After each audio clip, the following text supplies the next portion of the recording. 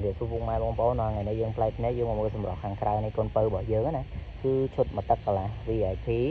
ជាមួយនឹងអំភ្លី D300 បាទសម្លេងបុកបាសធ្ងន់ច្រៀងការ៉ាអូខេក៏ព្រោះដែរពពួកនេះណាអញ្ចឹងពុកម៉ែបងប្អូនមើលសម្រាប់គេមកជុំមើលមិនដែរបាទ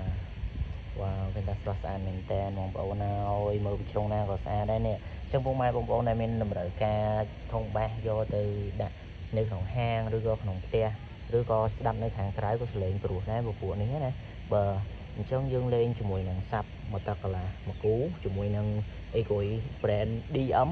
បាទមកគ្រាប់អញ្ចឹងគឺថាសំឡេងនៃការបុកបាសរបស់វាគឺធ្វើមកគឺវាធ្វើបានល្អមែនតើដោយសារតែយើងរៀបប្រព័ន្ធសំឡេងគ្រឿងខាងក្នុង